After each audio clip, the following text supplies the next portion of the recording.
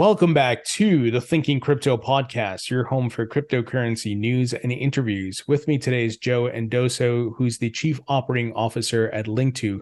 Joe, it's great to have you back on the show. Thanks for having me. It's always a pleasure, Tony. Love your show. Thank you. And, you guys are always doing great things. I'm a user of Linqto as a product and service, and excited to learn about the big rebrand that you guys just did. Tell us about the rebrand, why the rebrand, and what's the new vision for the company.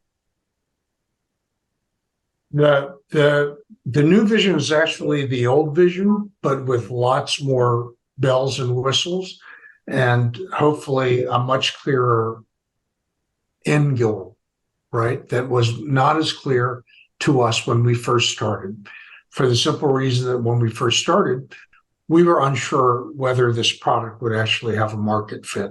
And, now it's going on 3.5 years. It's pretty clear we've got a very, very good product market fit.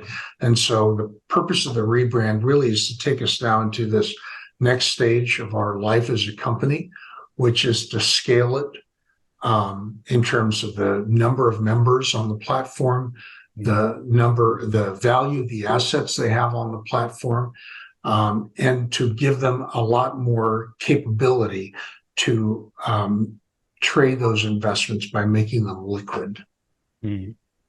Yeah, that's a very, very important change that took place earlier this year. Yeah, I mean, it's an incredible service that you guys provide. And I'll give my own personal experience because I'm diversified. I hold crypto, I have stocks, I have a real estate investment property.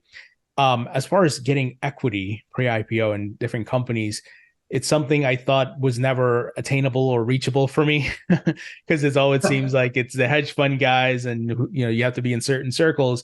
And then the ability to be able to do this and add it in my portfolio and have more diversification is pretty incredible. And I feel like I have a more holistic portfolio when it comes to investing.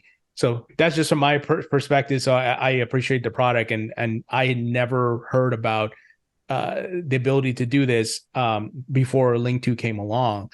So I'm certainly thankful I found you guys and, been using your service. Yeah. I mean, if you think about, a lot of our customers trade in public equities as well as in crypto. And one of the advantages with holding those assets is that the liquidity allows you to take a particular view of the market and of the value of a particular token or stock at a particular point in time, but to then change that view and express that in your portfolio by maybe getting out of a particular token or a stock, or liquefying, taking some money off, realizing a gain, maybe some of it, and then moving into some other token or stock. That's a facility that you never had with privates, with private equity. But on Linqto now you do. And if you look at this month, for example, roughly 30% of the total transaction volume on the platform is that type of a transaction where somebody is selling something that they had invested in the past and taking the proceeds of that and reinvesting in something else. Right? Yeah.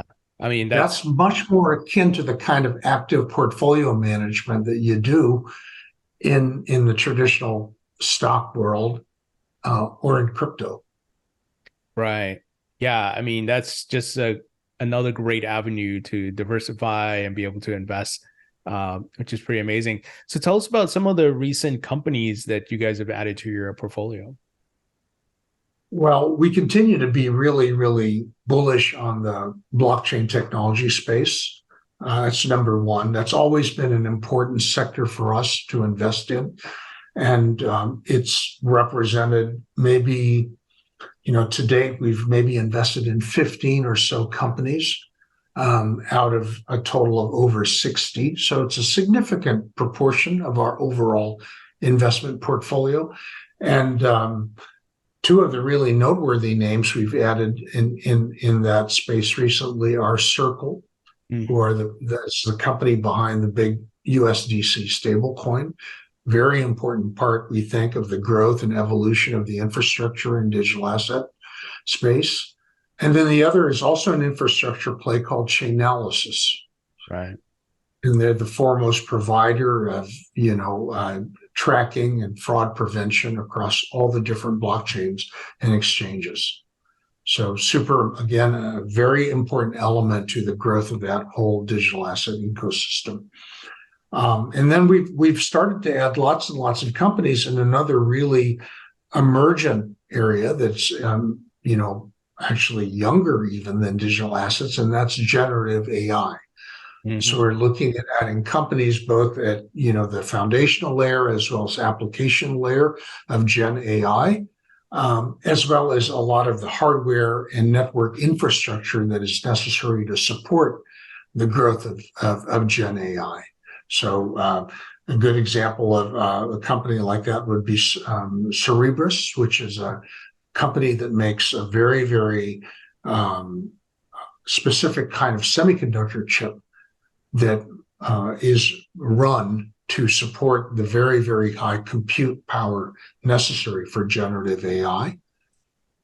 And we also recently had a company called H2O AI, which is a smaller version, if you will, or a lesser known version of OpenAI, providing a foundational layer of generative AI, different software, different protocols, but similar kinds of functionality. Right. Yeah. I mean, two incredible industries which have so much growth potential, AI as well as blockchain and crypto. So it's amazing to be able to get these opportunities. I personally have not looked much into the AI companies since I'm like neck deep in crypto, but I probably should. I did diversify into a bit of AI themed or driven cryptocurrencies, but not the companies. So I'll definitely have to take a look at the ones you mentioned. Now, as far as the remainder of 2023, I know you probably have some things on the wrap, but anything else that we could potentially expect or hear from Linqto? You're going to see us, I think, significantly accelerate the amount of new names, new offerings on the platform to give our people greater diversity of investment choice. And that's important, especially if you have liquidity on the platform and the ability to construct and reconstruct your investment portfolio, right? So you want to have broader and broader choices. So we aim to do that. Between now and the end of the year, you'll see a much greater degree of new offerings. And then I think as more and more of our customers become familiar with the workings of liquidity on what was otherwise an illiquid asset, they'll come up with more and more, innovative ways of investing in the asset. I was talking, to give you an example, to a couple of our customers in the past weeks, and they were saying, like, how do we take full advantage or maximize the value of this new market platform? Mm-hmm. And I said, well, think about it this way. Let's say you like a particular stock and you like it well enough that you want to be long on that stock. So you invest X amount of money in it, and you say, I'm going to hold that position until they IPO, right? But having said that, you're also watching that stock on our market platform, and you're seeing the prices fluctuate. Mm-hmm. There's an arbitrage opportunity there. Sure. So you can take another pot of cash outside of your core position and use it to just trade the arbitrage opportunity on that same stock, right? You keep your long position, but you can make a return on your cash that is significantly greater than the return on your money market fund. So we have, for example, one of the really popular stocks on our platform is Ripple. Mm-hmm. We have a guy that has a core position in Ripple, but after watching the market system for several weeks, he saw the ARB opportunity, Tony. So he went to work and he put a chunk of money into the ARB. And I'll tell you that he basically got 100% return in about 2.5 weeks. Wow. by just flipping Ripple. Right. Right. So that's fair, right? I mean, it's a free market, it's an open market, and he still meets his long-term investment requirement because he's got his core position in that stock that he's waiting for the IPO, have a very significant return on that. But in the meantime, he can take some excess cash and he can use it to generate a return by playing the arbitrage. And that's good for all the other people on the platform, because what that's doing is it's adding liquidity Right. to the platform, right?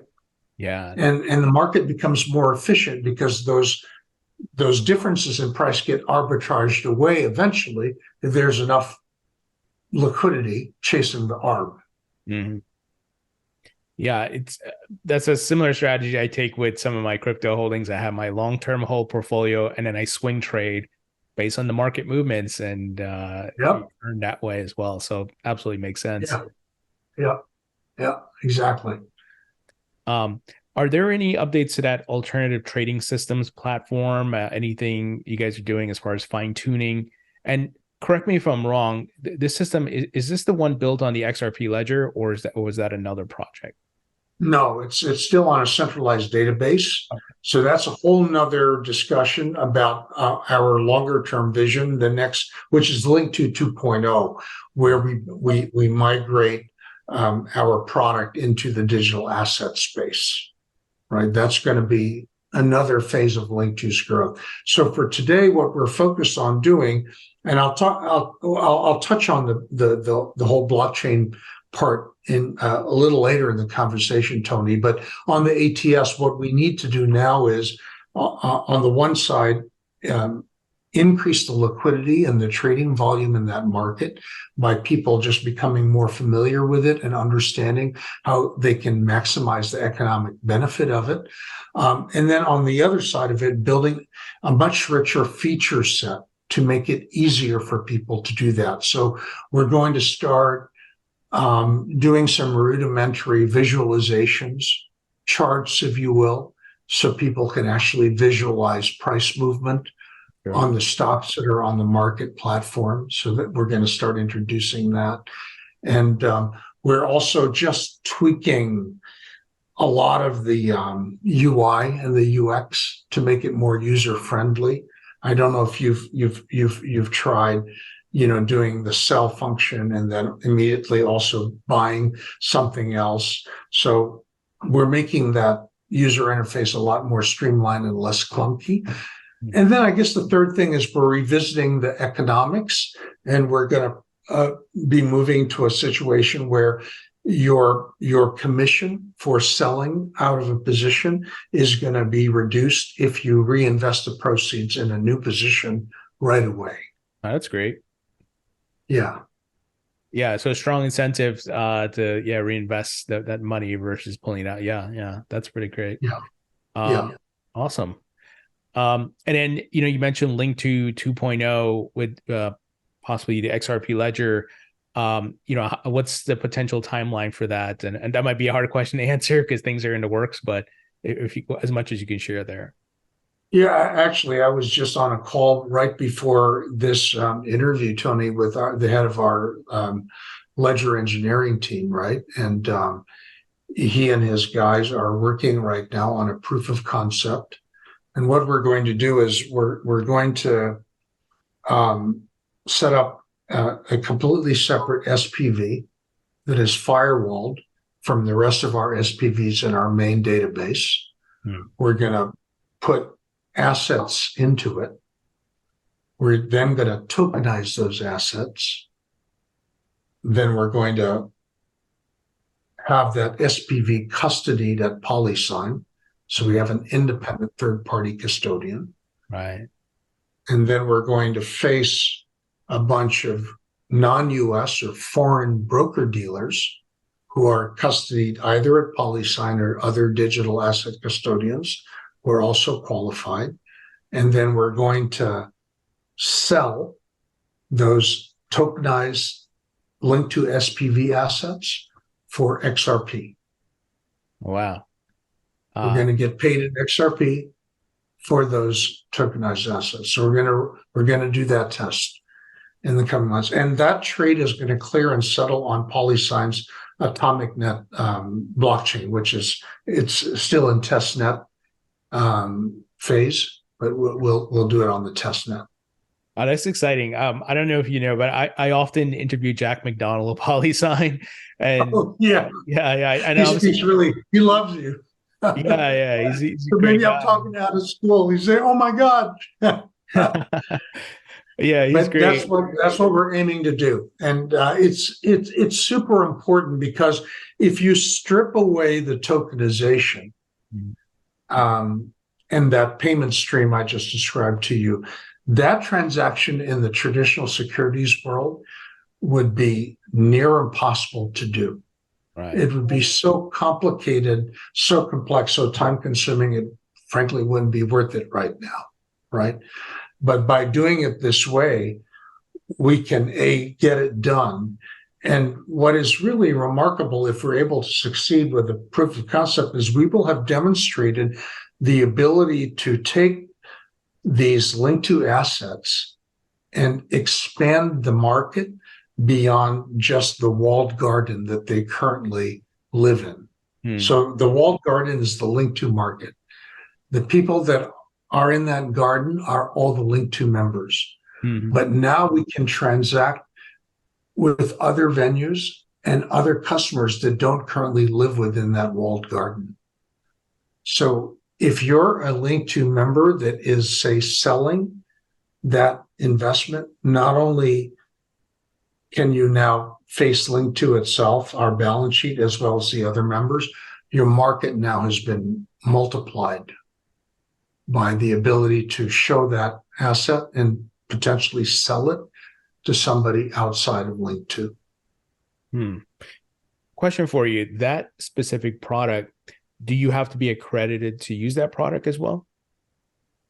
For now, yes, right. In order for us to be compliant, so the securities token is basically a smart contract, right? Yeah. And part of that smart contract's trigger in order for it to allow for the settlement to take place is for the other party to have their custodian certified that they're an accredited investor on the other side, and therefore eligible to hold that asset, to buy it and hold it.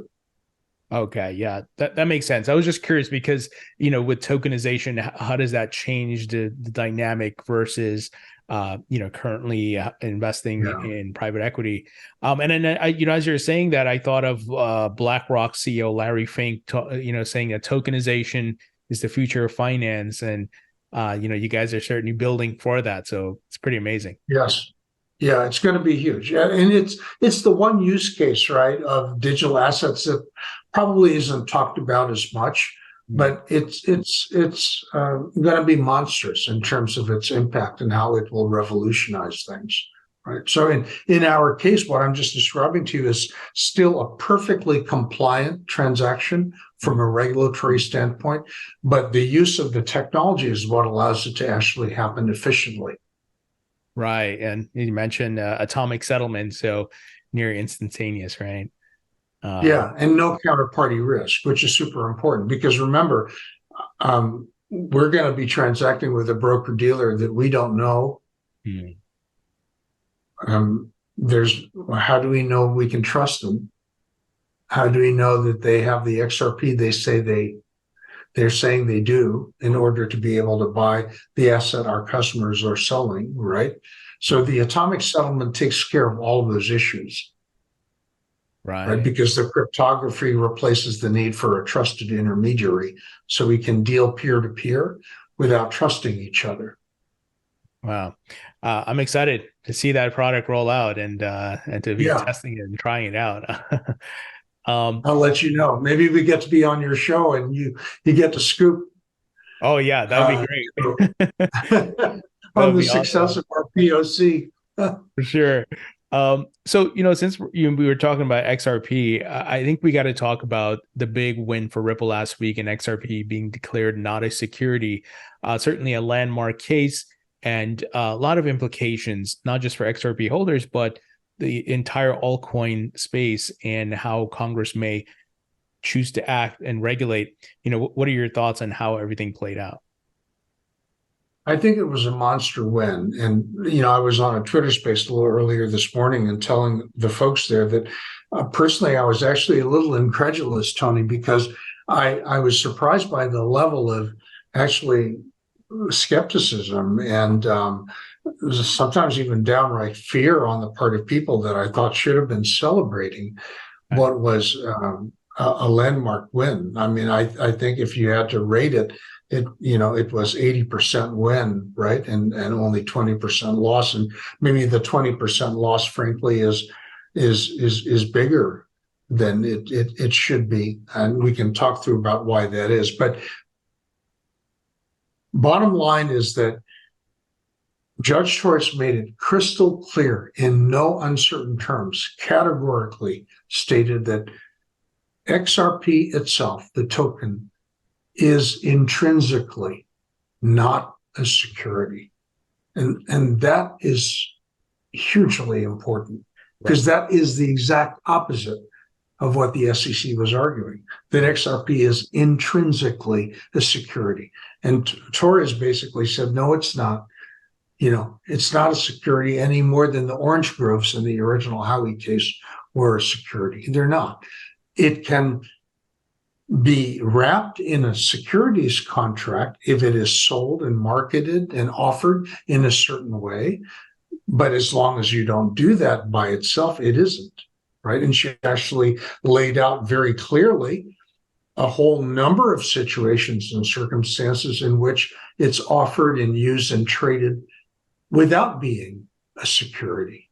Yeah. And I'm saying that all of those ways, all those facts and circumstances, frankly, are the facts and circumstances that going forward, Ripple itself will be able to use XRP without it tripping the securities regulations.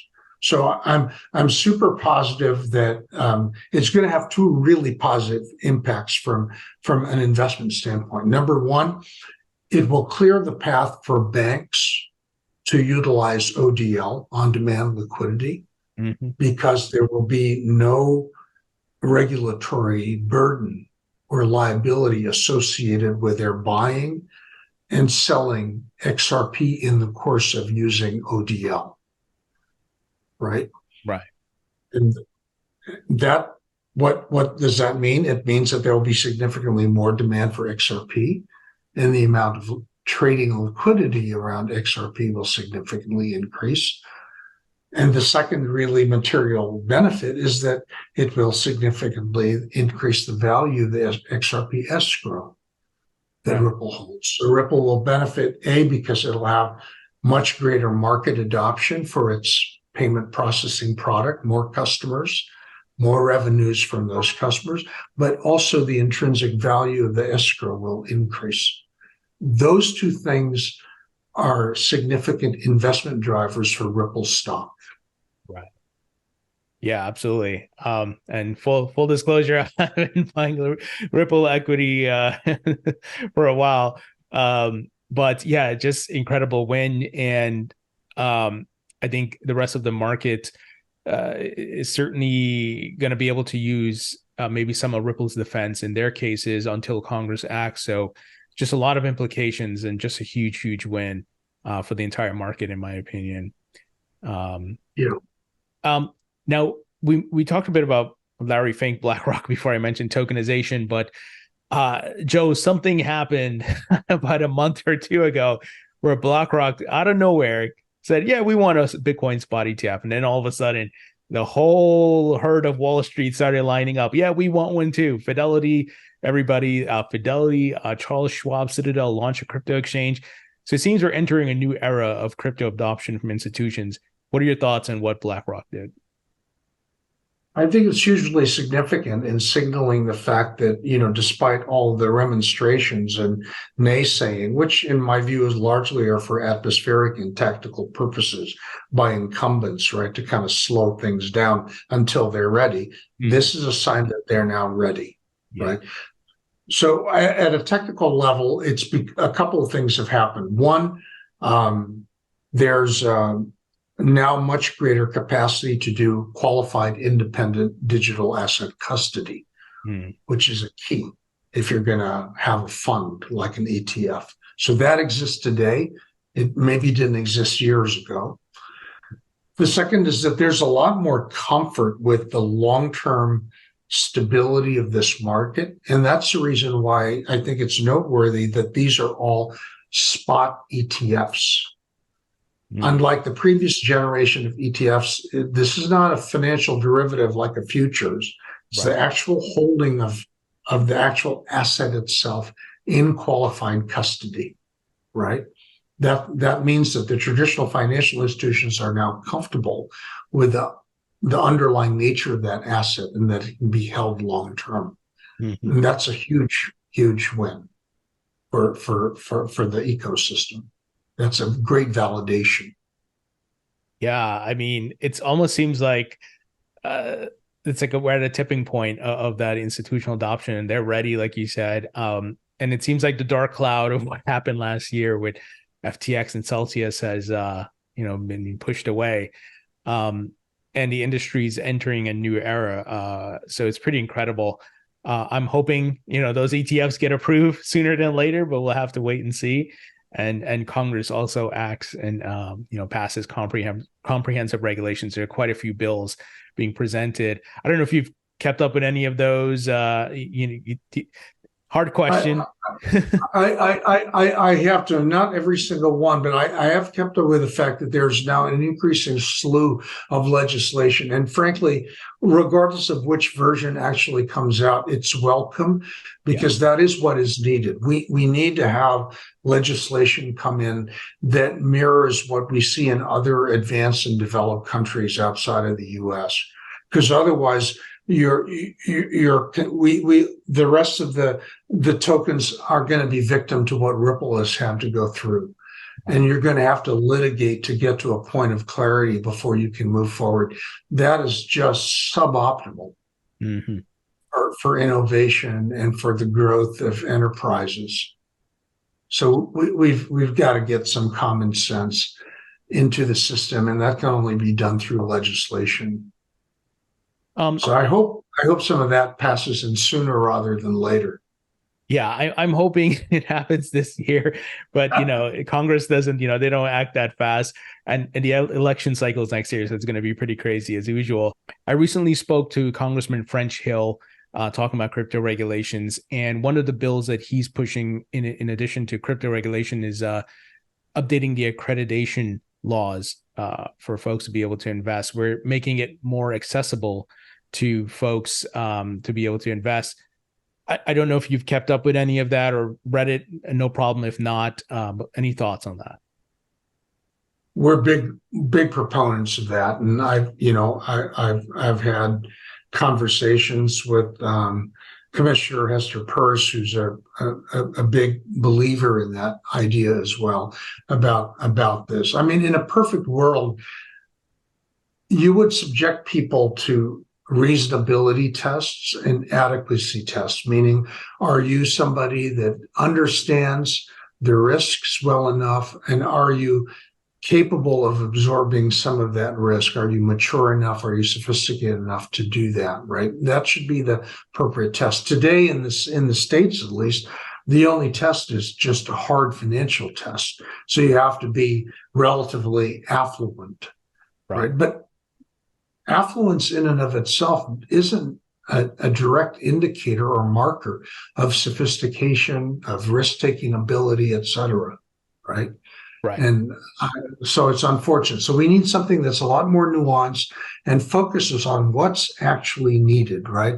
And so under these legislations, I think they're coming down to having people that don't pass the financial test, give them the option of taking some form of a test that verifies that they do have those other characteristics necessary to be an educated investor and able to take the risks of private equity.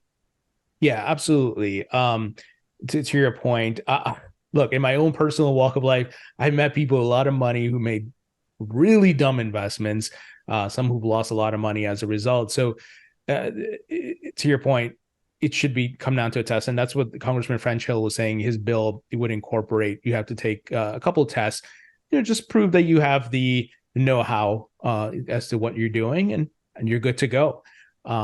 So I hope that makes its way through, and I think that'll be really great for a lot of folks to be able to access markets.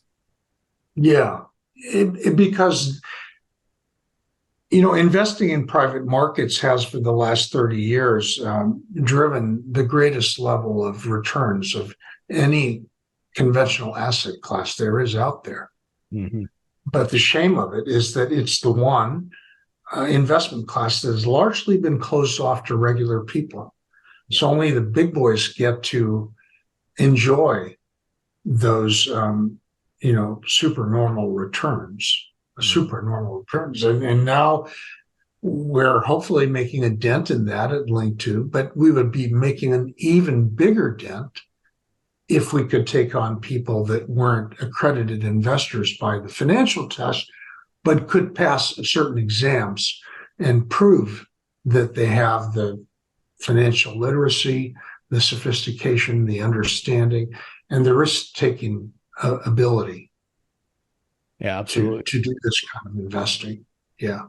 Yeah. I mean, and it's a wonder to me that you don't have to take a test, nor are there limits on the amount that you can, gamble in Vegas. Oh, yeah. You can go to Vegas and lose your life, sports betting, right? And there's no limits or tests on how much of that speculation and risk I can take if I were to do sports betting.